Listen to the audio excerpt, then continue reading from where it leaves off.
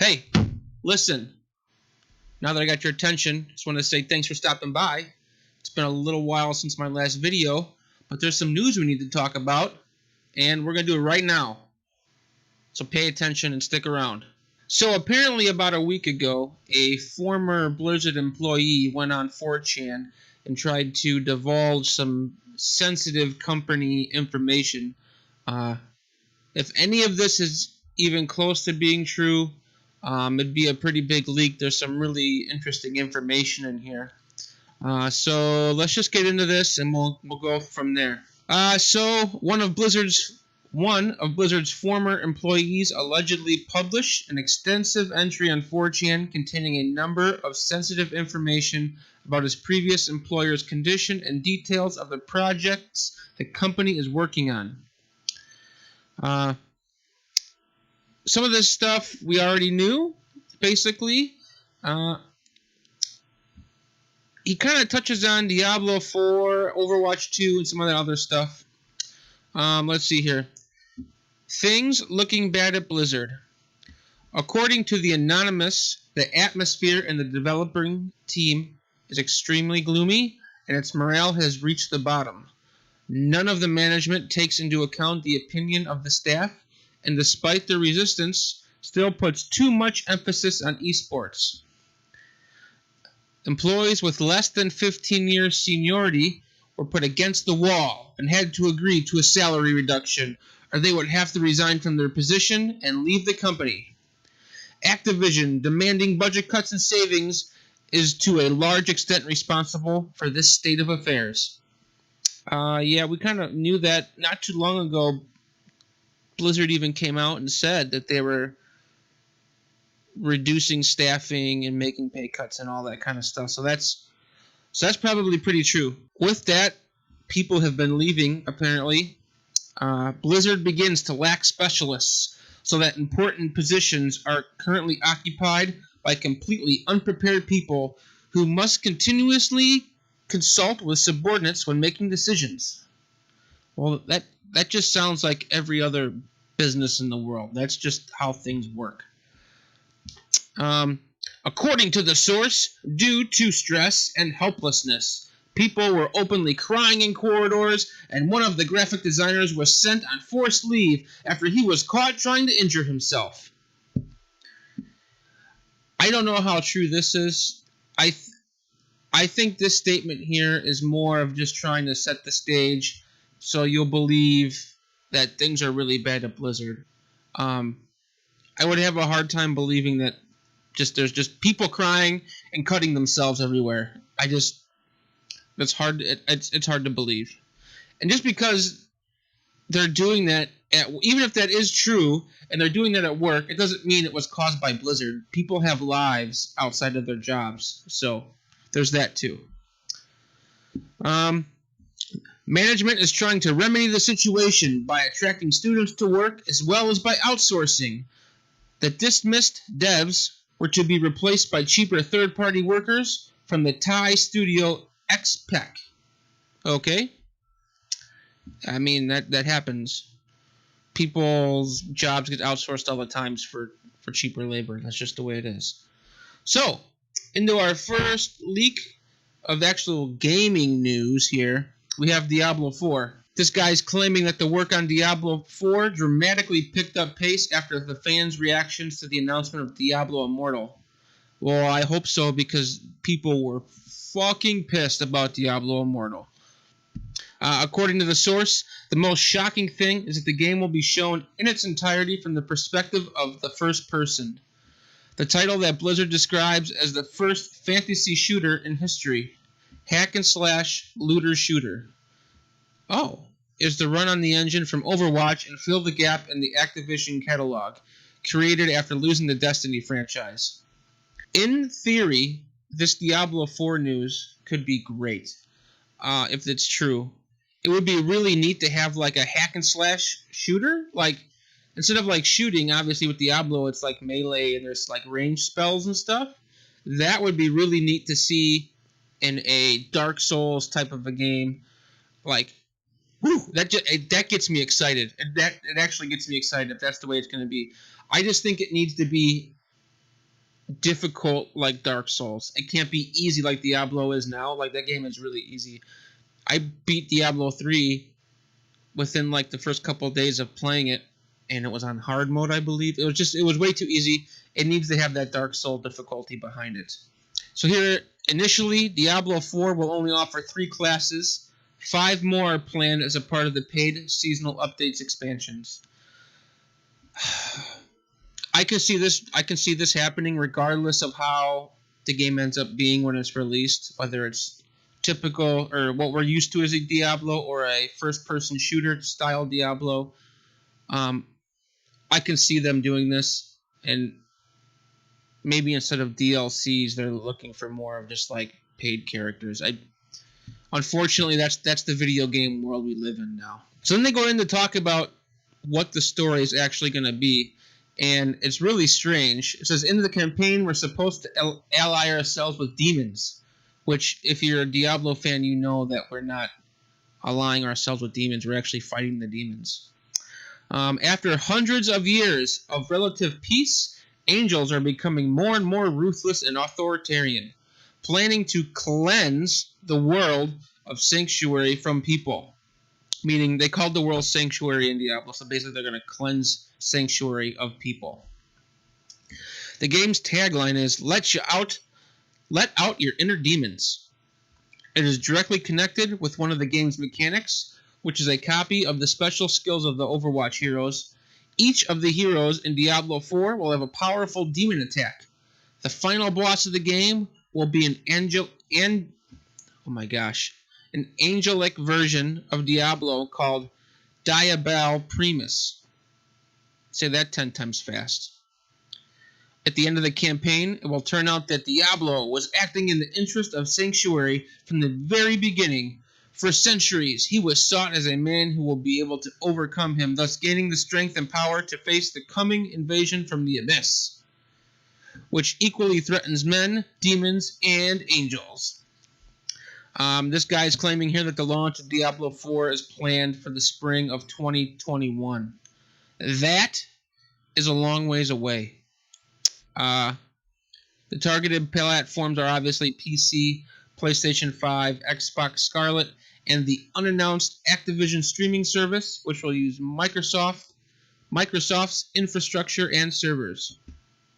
I am not a big fan of streaming services. If I'm paying for a game, I want my game. Don't make me pay another monthly fee. So that's pretty Activision-ish. The big thing here, though, is that it's planned for the spring of 2021.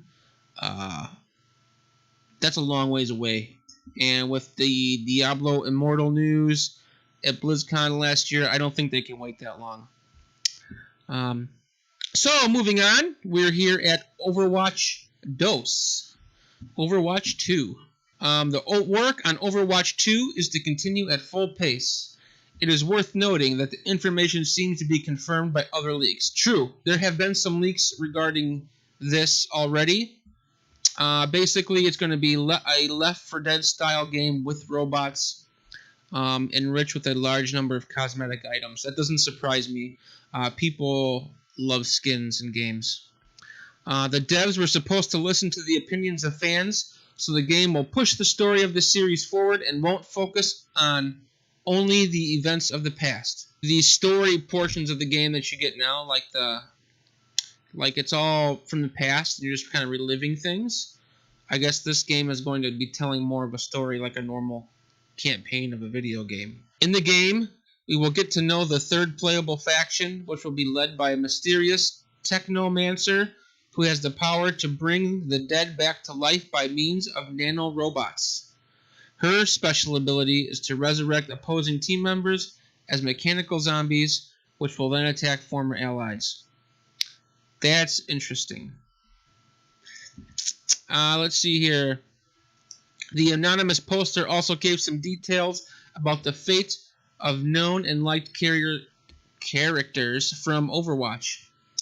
Tracer's girlfriend will die in tragic circumstances, and Widowmaker will come to her aid, and then Tracer and Widowmaker will have a romance. So 2019, folks. So 2019. We will also learn that McCree is in fact one of the 3 clones of Soldier 76, which is supposed to be the developer's nod towards the Metal Gear series. And Reaper will come out of the closet and turn out to be gay. I can't see, I don't know, I mean, Soldier 76 is already gay. Why would they add another gay character? Not that there's anything wrong with it. Not that there's anything wrong with it. Okay? Not that there's anything wrong with it. It just, if you start to add too many, it just seems like you're pandering to a certain community. That's all I'm saying. Take that for what it's worth. Let's see. Fans should not expect big changes in the audio-visual settings of the title. Overwatch 2 is supposed to use the same engine. Well, that's fine. That's what I hope. I would hope, because it's pretty slick. Blizzard has to prepare Nintendo Switch port. Yeah, they need to get Overwatch on the Switch. Overwatch, and if this Overwatch 2 thing is for real, they need to get on the Switch. No loot boxes will appear in the title. Woo! Somebody's smoking some crack at Blizzard, because if there's no loot boxes in Overwatch, how are they going to make any money? It is worth noting that the reluctance and fear of developers about this form of monetization of games is prevalent in many points of the leak. Oh, loot boxes will be replaced by classic microtransactions. Can you believe it? Yes, I can believe it.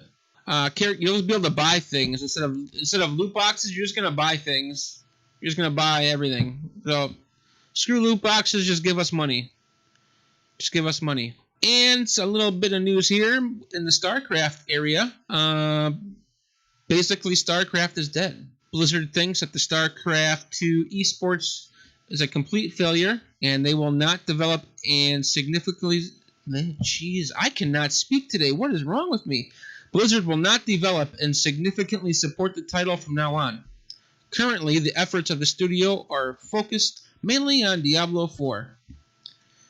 Well, I think they're screwed. I think they should have... I mean, it's my thing.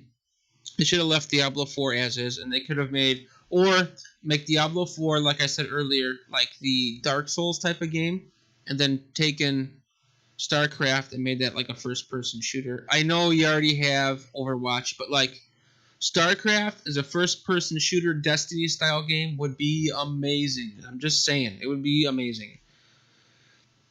Who cares if you have Overwatch already and it'd be the same thing? Like, it would just be freaking cool. Those of you can remember, some of you guys can probably remember that in the past there was talk of a first-person shooter StarCraft game that got canceled. So apparently they had another one, is what I'm getting from this article, and that it was set in the universe of the series. Was supposed to operate on a game-as-service basis, providing large story updates, DLCs at regular intervals. The production was the developer's response to the Gears of War series, while drawing inspiration from it. The campaign was to take place during the events presented in the Heart of the Swarm and Legacy of the Void expansions. That would have been cool. Basically, its main character would have been Tychus Findlay, who was to survive after being shot by Jim Raynor in Wings of Liberty. Basically, somebody would come, bring him back to life, and then he would go around and do the things.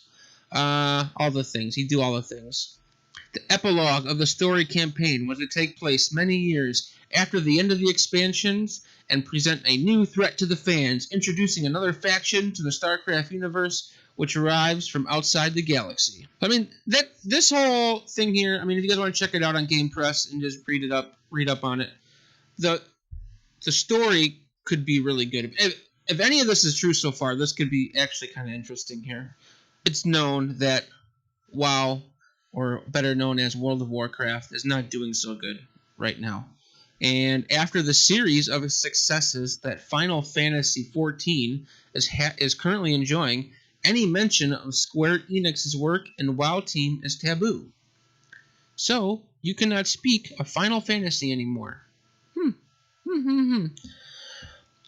Interestingly, developers plan to introduce loot boxes to the game, but after controversies from last year, they gave up on the idea. I don't know if you guys realize, but World of Warcraft is one big loot box. Every time you beat a boss, it's basically a loot box drop of what you're going to get, if anything. So, I mean, them putting in loot boxes really wouldn't change anything else, other than that you're spending real money to buy things. I mean, that's no difference. The most satisfied team in Blizzard is the crew dealing with classic World of Warcraft servers. Of course, World of Warcraft Classic is freaking amazing. Who wouldn't want to be on that team? This arouses a lot of envy on the part of WoW's main team, which is paranoid and unsure of its position. Blizzard wants to offer fans 2 more classic worlds in the future based on the Burning Crusade and the Wrath of the Lich King. They need to do that. All I can say is, I mean, they just need to do that. It just has to be that way. Another large add-on will reduce the maximum character level to 60, and this option will be tested in the 9.0 update. Yeah, I think we all kind of pretty much know that through previous leaks and oopsies by Blizzard Entertainment themselves. There is going to be a level squish, and I think we all pretty much knew it would be in the next expansion. Basically, challenges in the game world will scale to the strength and equipment of our hero, just like in the Elder Scrolls Online. So basically, it's like we've talked, it's like everybody's been talking. Once you hit max level, and you'll hit your max level 60, and then from then on, everything is based on eye level. So as you play the game, your eye level will grow, and so will your character strength. I don't think that's too hard to comprehend. Players will also receive 2 new playable races, the Valkyra and the Mecha Gnome. We kind of already knew about the Valkyra from previous leaks and data mining. Valkyra was listed as an ally race. And getting the Mecha Gnome was just kind of a given, considering just how much work they put into that with 8.2. Just everybody's like, oh man, Mecha Gnome, it'd be so cool to play Mecha Gnome, blah, blah, blah. Okay, we'll play the freaking Mecha Gnomes. Right. I'm excited for it, but like, to just, everybody calm down.